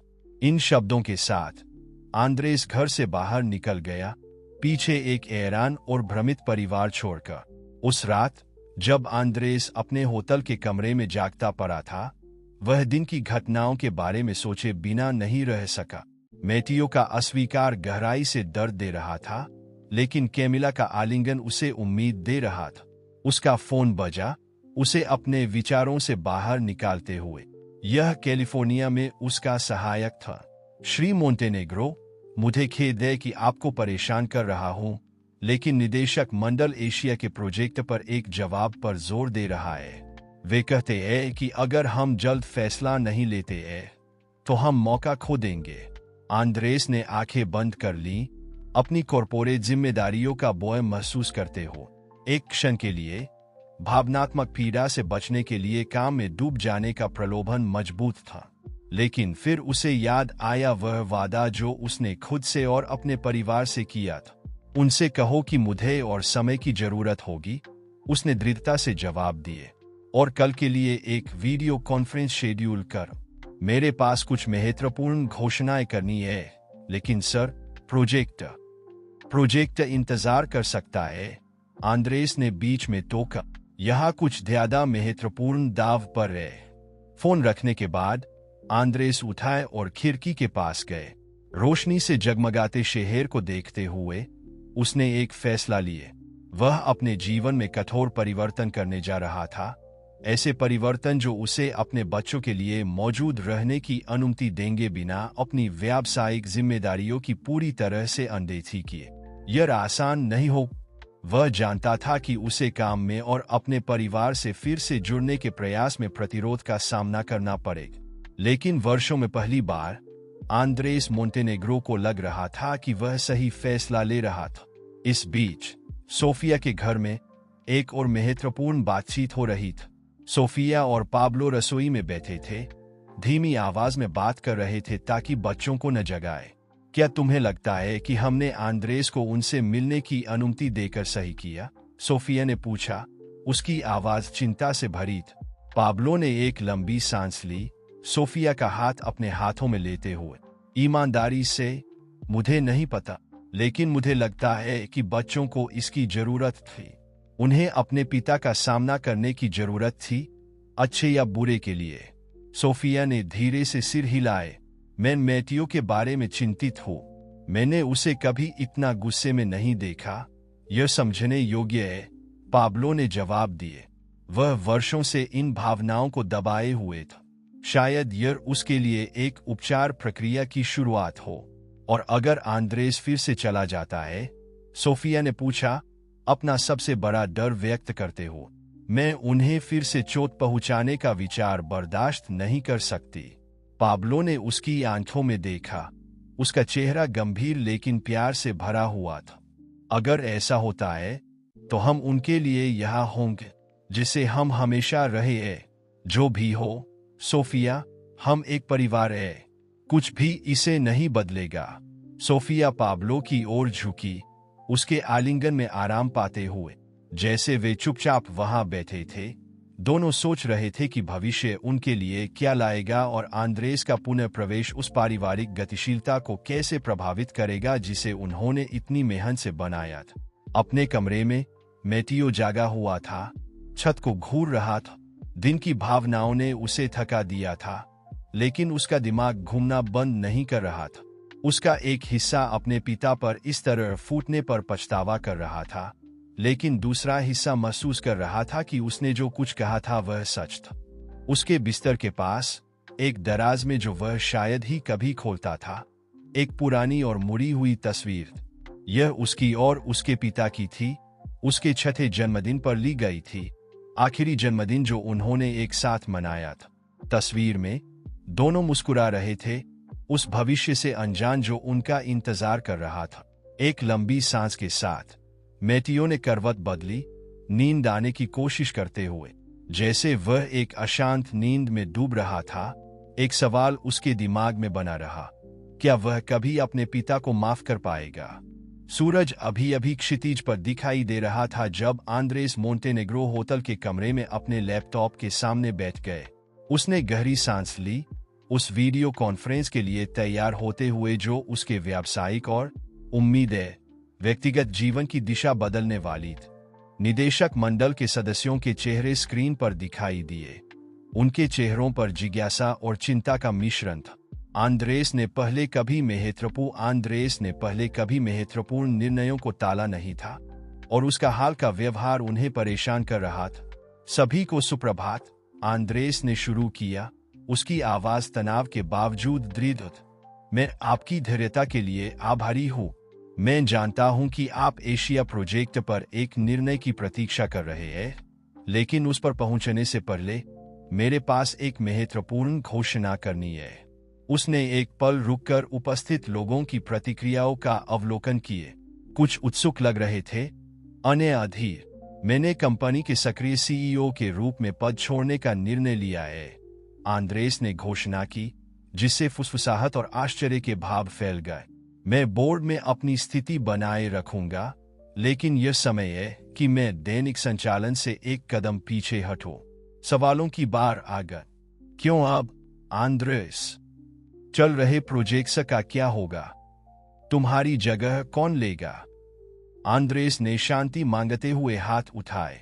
मैं आपकी चिंता समझता हूं। मैंने पिछले कुछ दिनों में एक विस्तृत संक्रमण योजना तैयार की है। कार्लोस मेंडोजा, हमारे वर्तमान सीईओ, स्थायी प्रतिस्थापन की खोज के दौरान अंतरिम सीईओ की भूमिका निभाएंगे। जैसे जैसे आंद्रेस अपने निर्णय के विवरण और यह कंपनी को कैसे प्रभावित करेगा, इसकी व्याख्या करता रहा, वह एक राहत और चिंता का मिश्रण महसूस नहीं कर सका। एक ओर वह उस काम को पीछे छोड़ रहा था जिसे उसने पिछले कुछ वर्षों में अपना जीवन समर्पित किया था।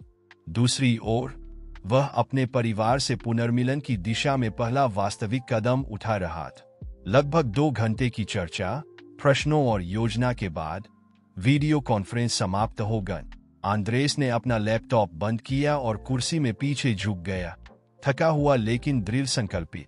उसका फोन लगभग तुरंत बज उठा। यह कार्लोस मेंडोजा था। आंद्रेस, क्या तुम इसके बारे में निश्चित हो? कार्लोस ने पूछा। उसकी आवाज चिंता और दबी हुई उत्तेजना का मिश्रण था। मैं पहले से कभी भी ज्यादा निश्चित नहीं रहा, कार्लोस, आंद्रेस ने जवाब दिए। मुझे कंपनी को आगे ले जाने के लिए तुम पर भरोसा है। और चिंता मत करो, मैं पूरी तरह से गायब नहीं होऊंगा। मैं परामर्श और महत्वपूर्ण निर्णयों के लिए उपलब्ध रहूंगा। लाइन के दूसरी ओर एक पल की चुप्पी थी। विश्वास के लिए धन्यवाद, आंद्रेस, लेकिन मुझे बताओ, तुम अब क्या करने जा रहे हो? आंद्रेस ने खिड़की से बाहर देखा, उस शहर की ओर जो एक समय उसका घर था। मैं वास्तव में जो महत्वपूर्ण है उसे वापस पाने की कोशिश करने जा रहा हूँ, कार्लोस, मेरा परिवार।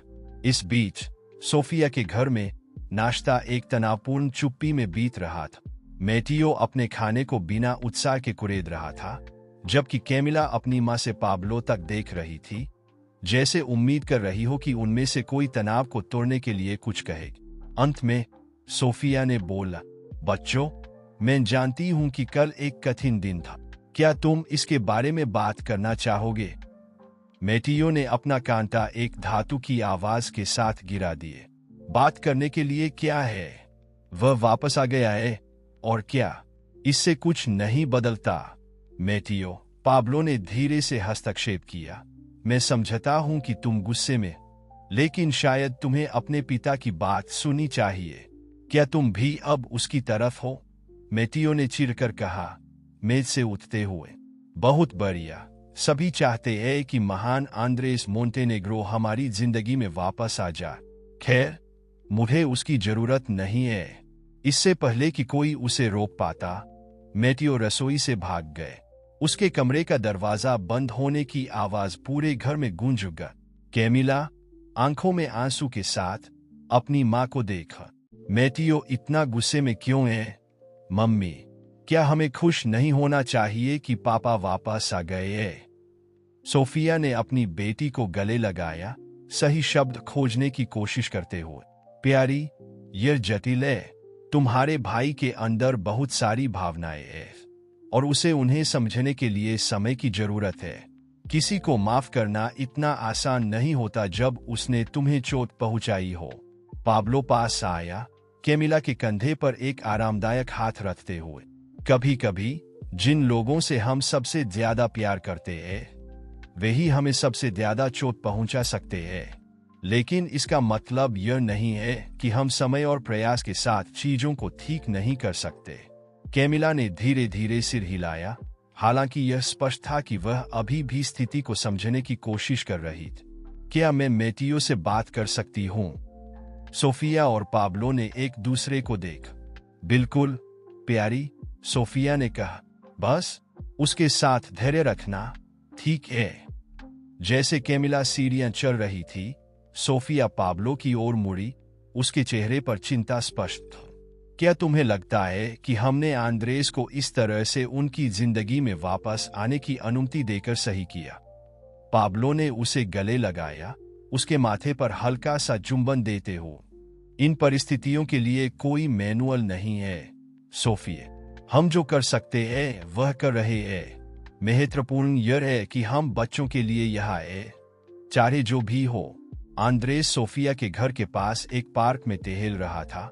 उसका दिमाग विचारों और भावनाओं का भंवर था। उसने सीईओ के रूप में अपनी स्थिति छोड़ने का एक बड़ा फैसला लिया था और अब वह उस वास्तविकता का सामना कर रहा था कि इसका क्या मतलब था। जैसे वह चल रहा था, उसने एक परिचित आकृति को पास के बेंच पर बैठे देखा। यह मैटियो था, अकेला, उदासी से एक फुटबॉल को ठोकर मार रहा था। आंद्रेस रुक गया, अनिश्चित कि क्या करना चाहिए। क्या उसे पास जाना चाहिए, उसे जगह देनी चाहिए?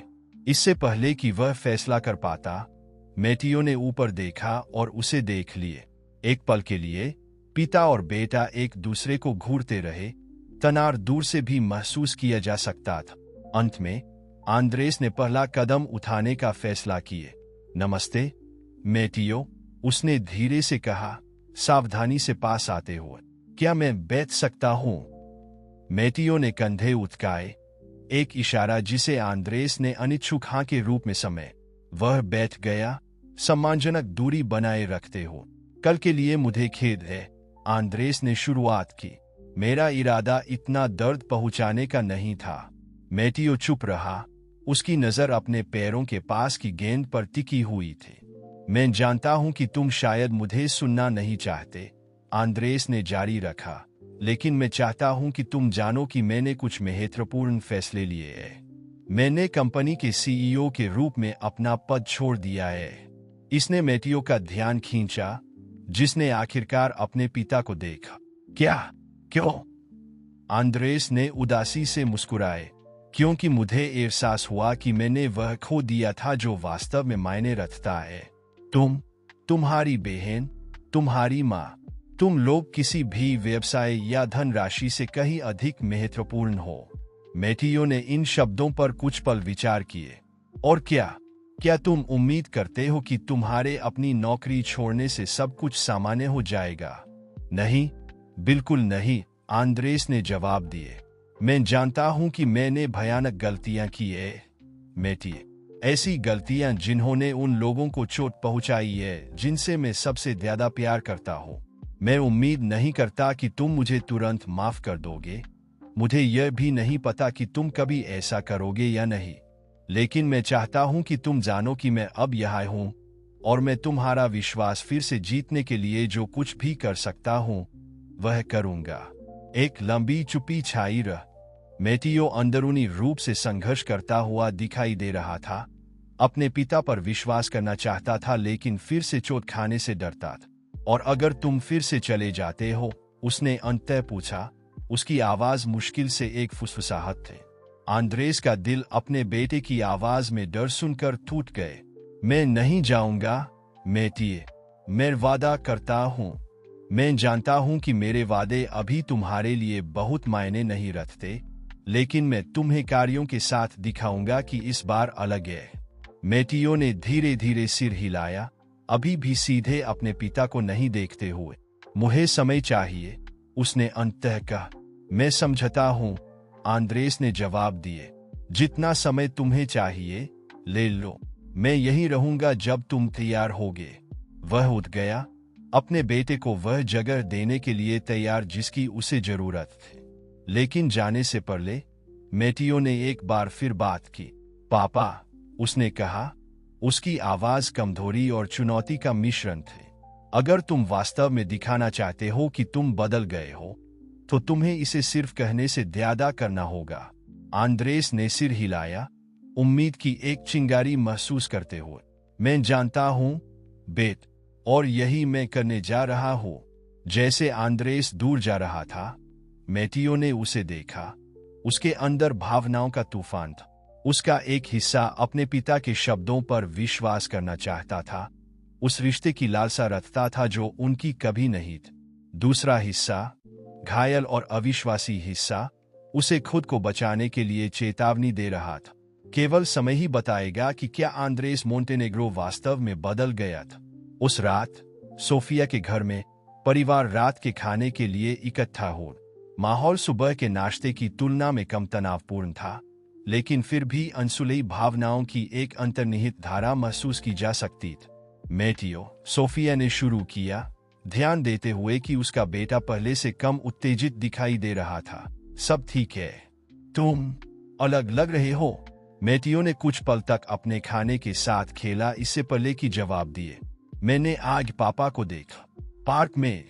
मेज पर सभी रुक गए, इस खुलासे से चौंक गए। और क्या हुआ? कैमिला ने पूछा, अपनी जिज्ञासा को रोक नहीं पाते हुए।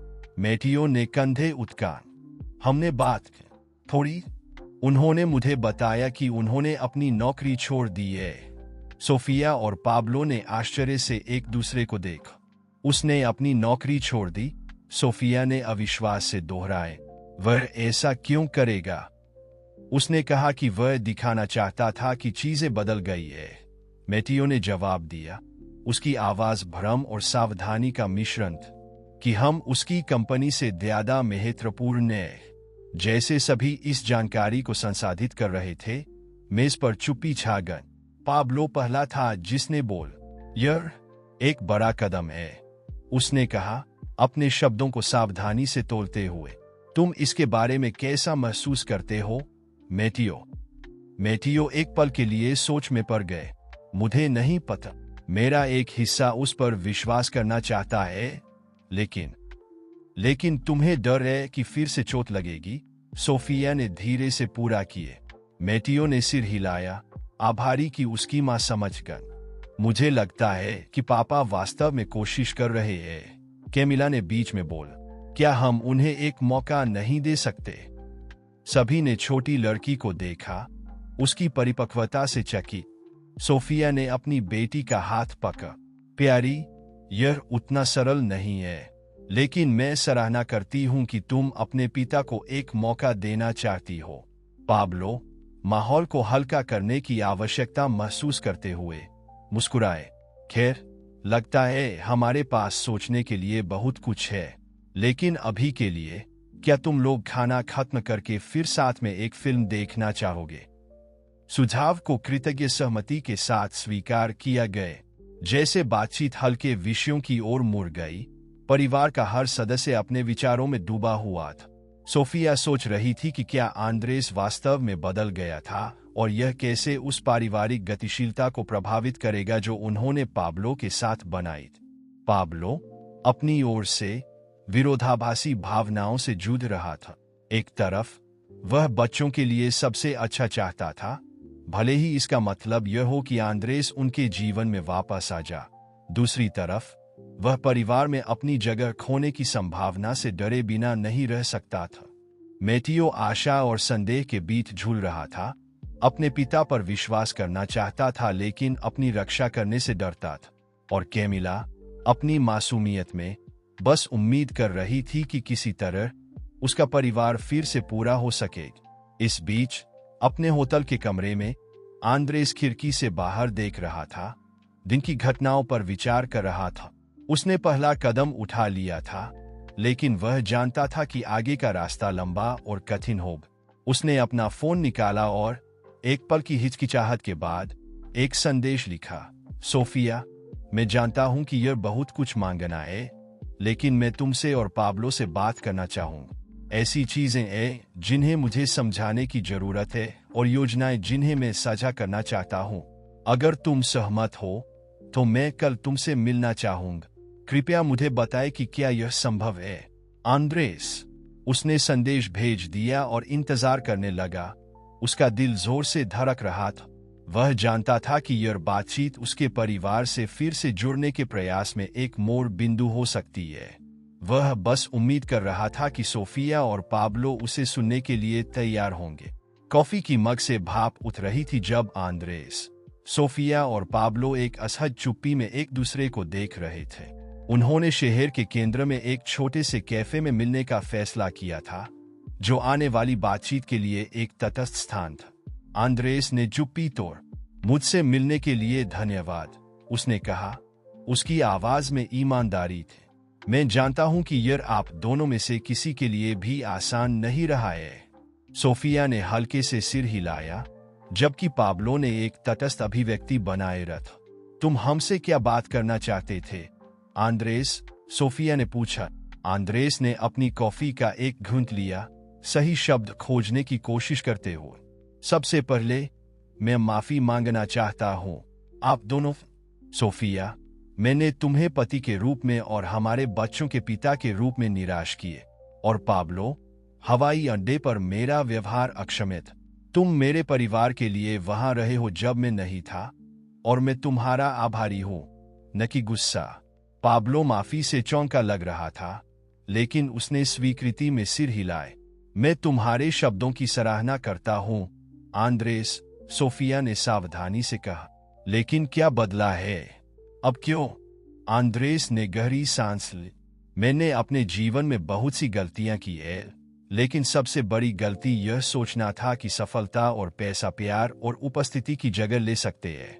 मैं गलत था, और मैंने अपने पास जो सबसे कीमती था उसे खोने की कीमत चुकाई है।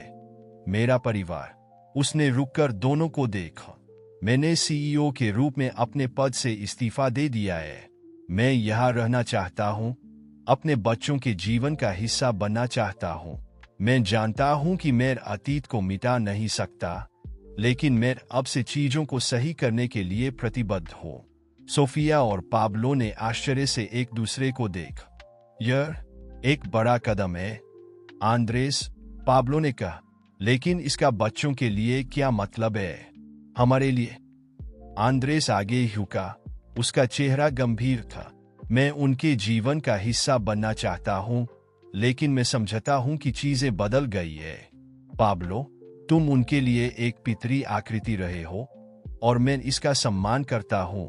मैं तुम्हारी जगह लेने या तुम्हारे द्वारा बनाई गई गतिशीलता को बदलने के लिए यहां नहीं हूं।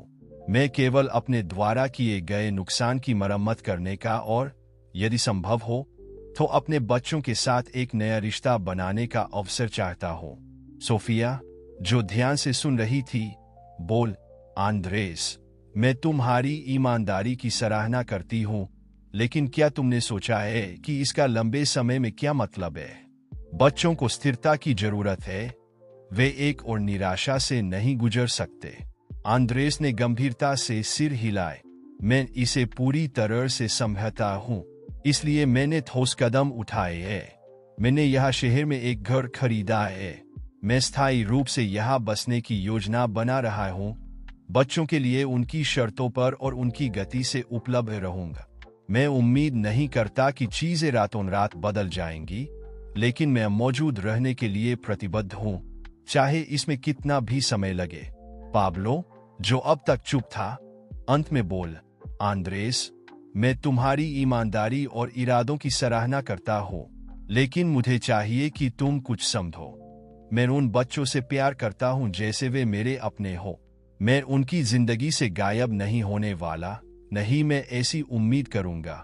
आंद्रेस ने ईमानदारी से जवाब दिए। वास्तव में मुझे उम्मीद है कि हम बच्चों की भलाई के लिए शांतिपूर्वक सहअस्तित्व में रहने का कोई तरीका ढूंढ सकते हैं। वे तुमसे प्यार करते हैं, पाब्लो, और यह मेरी तरफ से स्वार्थी होगा कि मैं इसे बदलने की कोशिश करूं। सोफिया, बातचीत की परिपक्वता से प्रभावित, दोनों पुरुषों के हाथ पकड़ लिए। यह हम में से किसी के लिए भी आसान नहीं होगा।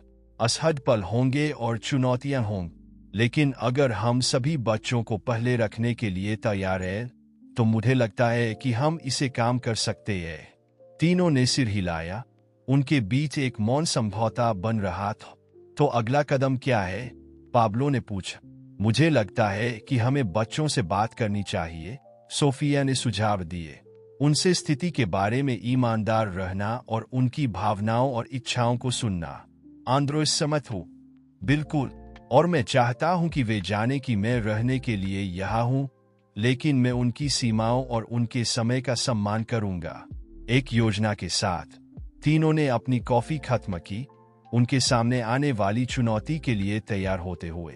उस शाम मैटियो और कैमिला लिविंग रूम में बैठे थे, अपने सामने 3 वयस्कों की उपस्थिति से भ्रमित थे। सोफिया, पाब्लो और आंद्रेस ने बच्चों के साथ एक खुली और ईमानदार बातचीत करने का फैसला किया था। बच्चों, सोफिया ने धीरे से शुरू किया, हम हमारे परिवार में हो सकने वाले कुछ बदलावों के बारे में बात कर रहे थे और हम इन्हें तुम्हारे साथ चर्चा करना चाहते थे। मैटियो ने अपने पिता को संदेह से देखा। किस तरह के बदलाव? आंद्रेस आगे झुका, अपने बच्चों को ईमानदारी से देखते हुए। मैंने वापस शहर में आने का फैसला किया है। मैं तुम्हारी जिंदगी का हिस्सा बनना चाहता हूं, अगर तुम मुझे इसकी अनुमति दो। लेकिन मैं समझता हूं अगर तुम्हें समय चाहिए या अगर तुम तैयार नहीं हो। कैमिला, उत्साह से चमकती आंखों के साथ, सबसे पहले प्रतिक्रिया दी। सच में? क्या इस बार आप रुकेंगे? आंद्रेस ने सिर हिलाया, आंसुओं को रोकते हुए। हाँ राजकुमार, इस बार मैं रुक रहा हूँ। मैटियो, हालांकि अभी भी संदिग्ध था। और पाब्लो का क्या? क्या वह अब हमारे साथ नहीं रहेगा? पाब्लो ने जल्दी से हस्तक्षेप किए। नहीं मैटिये, मैं कहीं नहीं जा रहा। तुम्हारे पिता और मैंने बात की है और हम दोनों तुम लोगों के लिए सबसे अच्छा चाहते हैं। इसका मतलब है कि हम दोनों तुम्हारी जिंदगी में रहेंगे अगर तुम ऐसा चाहते हो। मैटियो ने इस जानकारी को संसाधित किया। उसके चेहरे पर भ्रम और सावधानी का मिश्रण था। यह कैसे काम करेगा? सोफिया ने बात संभाल। ठीक है प्यारे, यह कुछ ऐसा है जिसे हमें एक साथ पता लगाना होगा। लेकिन महत्वपूर्ण बात यह है कि यहाँ सभी वयस्क तुमसे प्यार करते हैं और तुम्हारे लिए सबसे अच्छा चाहते हैं। क्या मैं पापा को जब चाहूं तब देख सकूंगी? कैमिला ने पूछा, उसकी आवाज उम्मीद से भरी थी।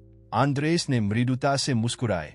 यही विचार है मेरी जान, मैं यहाँ रहूंगा और तुम मुझे जितना चाहो उतना देख सकती। लेकिन मैं यह भी समझूंगा अगर ऐसे समय हो जब तुम केवल अपनी मां और पाब्लो के साथ रहना पसंद करो। मैटियो, जो अब तक चुप था, अंत में बोला, और अगर यह काम नहीं करता, अगर तुम फिर से चले जाते हो। अपने बेटे की आवाज में दर्द आंद्रेस के दिल को चीर गए। वह मैटियो के सामने घुटनों के बल बैठ गया, उसकी आंखों में देखते हुए। मैटियो, मैं जानता हूं कि मैटियो, मैं जानता हूं कि मैंने तुम्हें पहले निराश किया है और मैं तुम्हारी अविश्वसनीयता को समझता हूं। मैं अतीत को नहीं बदल सकता, लेकिन मैं वादा करता हूं कि मैं तुम्हें फिर से निराश नहीं करने के लिए अपनी पूरी ताकत लगा दूंगा। मैं यहाँ रहूंगा हर दिन, तुम्हें कार्यों से दिखाते हुए कि इस बार अलग है। मैटियो ने अपने पिता को लंबे समय तक देखा, जैसे उसकी आंखों में सच्चाई खोज रहा। अंत में उसने हल्के से सिर हिलाए। ठीक है, लेकिन तुम्हें इसे साबित करना होगा। मैं करूंगा, आंद्रेस ने वादा किए। हर दिन। कैमिला, उत्साहित होकर, अपने पिता को गले लगा गई। मैटियो, हालांकि अधिक संयमित, आंद्रेस को अपने कंधे पर एक हाथ रखने की अनुमति दी। सोफिया और पाब्लो दृश्य को भावनाओं के मिश्रण के साथ देख रहे थे। वे जानते थे कि आगे का रास्ता आसान नहीं होगा, लेकिन बच्चों को इस नई गतिशीलता को एक मौका देते देखकर उन्हें उम्मीद मिल। आने वाले महीने सभी के लिए समायोजन का समय था। आंद्रेस ने अपना वादा निभाया, शहर में बस गया और अपने बच्चों के जीवन का हिस्सा बनने के लिए लगातार प्रयास किए। शुरू में बातचीत असहज और तनावपूर्ण थे। मैटियो विशेष रूप से दूरी बनाए रखता था, अपने पिता को सावधानी से देखता हो, लेकिन धीरे धीरे धैर्य और दृढ़ता के साथ चीजें बदलने लगी। आंद्रेस मैटियो के फुटबॉल मैचों में जाता था, सोफिया और पाब्लो के साथ दर्शक दीर्घा में से चीयर करता था। शुरू में मैटियो मुश्किल से उसकी उपस्थिति को स्वीकार करता था, लेकिन समय के साथ गोल करने के बाद वह भीड़ में अपने पिता को खोजने लग। कैमिला के साथ आंद्रेस ने कला के माध्यम से एक संबंध बनाए। वे साथ में पूरी शाम बिताते थे, चित्र बनाते हुए। आंद्रेस अपनी बेटी की प्रतिभा पर चकित होता था और कैमिला अपने पिता के साथ अपना जुनून साझा करने से उत्साहित होती थी। पाब्लो बड़ी परिपक्वता दिखाते हुए प्रतिस्पर्धा के बजाय सहयोग का माहौल बनाने के लिए आंद्रेस के साथ काम किए। दोनों पुरुषों ने एक आपसी समय विकसित की, बच्चों के प्रति उनके प्यार से एकजुट होकर। सोफिया अपनी ओर से इन बदलावों को राहत और सावधानी के मिश्रण के साथ देखती थी। अपने बच्चों को उनके पिता से फिर से जुड़ते देखना संतोषजनक था, लेकिन यह उनके साझा अतीत के बारे में जटिल भावनाओं को भी सतह पर लाता था। एक दिन आंद्रेस की वापसी के लगभग 1 साल बाद विस्तारित परिवार मैटियो का जन्मदिन मनाने के लिए इकट्ठा हो। जब वह इस बगीचे में बारबेक्यू तैयार कर रहे थे, मैटियो अपने पिता के पास आए। पापा, उसने कहा, उसकी आवाज सामान्य से अधिक नरम थी। मैं आपको धन्यवाद देना चाहता था। आंद्रेस ने अपने बेटे को आश्चर्य से देखा। धन्यवाद? किस लिए, चैंपियन? मैटियो अपने हाथों में फुटबॉल से खेलता रहा। रुकने के लिए, यहां होने के लिए। मैं जानता हूं कि यह आसान नहीं रहा है, लेकिन यह मेरे लिए बहुत मायने रखता है। आंद्रेस ने महसूस किया कि उसका दिल भावना से भर गए। उसने अपने बेटे के कंधे पर एक हाथ रखा।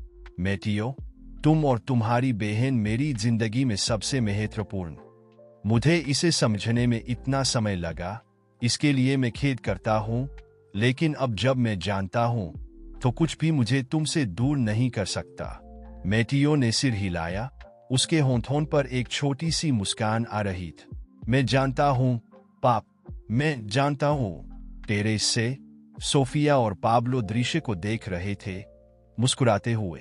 किसने सोचा था कि हम यहां तक पहुंचेंगे? सोफिया ने टिप्पणी की, पाब्लो पर झुकते हुए। पाब्लो ने उसके माथे को हल्के से चूम। जिंदगी के आश्चर्यजनक तरीके होते हैं काम करने के। महत्वपूर्ण यह है कि बच्चे खुश हैं। सोफिया ने सिर हिलाया, अपने आसपास देखते हुए। कैमिला बगीचे के एक कोने में चित्र बना रही थी, कभी कभी वयस्कों को देखकर मुस्कुराती थी। मैटियो और आंद्रेस अब एक साथ गेंद को किक कर रहे थे, हंस रहे थे, और उसके बगल में पाब्लो था, वह आदमी जो कठिन वर्षों के दौरान उसकी चट्टान रहा था और जो अब इस अनोखे परिवार का अभिन्न अंग था। यह वह परिवार नहीं था जिसकी उसने वर्षों पहले कल्पना की थी, लेकिन किसी तरह यह अपनी अपूर्णता में पूर्ण था। जैसे सूरज ढलने लगा, बगीचे को सुनहरी रोशनी में नहलाते हुए, सोफिया गहरी कृतज्ञता महसूस किए बिना नहीं रह सकी। उन्होंने बहुत कुछ झेला था, दर्द, अलगाव, क्रोध और अविश्वास, लेकिन इन सब के माध्यम से उन्होंने माफी, समझ और एक नए तरह के पारिवारिक प्यार की ओर एक रास्ता पाया था। बारबेक्यू की खुशबू हवा में भर गई, हंसी और बातचीत के साथ मिश्रित होकर। आंद्रेस ने सभी को मेज पर बुलाया, और जैसे वे इकट्ठे हुए, सोफिया ने एक बार फिर अपने आसपास देखा। यह अब उनका परिवार, अलग, जटिल, लेकिन प्यार और इसे काम करने की प्रतिबद्धता से जुड़ा हो। और जैसे मैटियो अपने केक की मोमबत्तियां फूंक रहा था, उन लोगों से घिरा हुआ जो उससे सबसे ज्यादा प्यार करते थे, सोफिया को पता था कि सभी चुनौतियों के बावजूद उन्होंने अपना सुखद अंत पा लिया था। यह बेशक उनकी कहानी का अंत नहीं था, यह एक नए अध्याय की शुरुआत थी, जो वादों, चुनौतियों और सबसे बढ़कर प्यार से भरा था।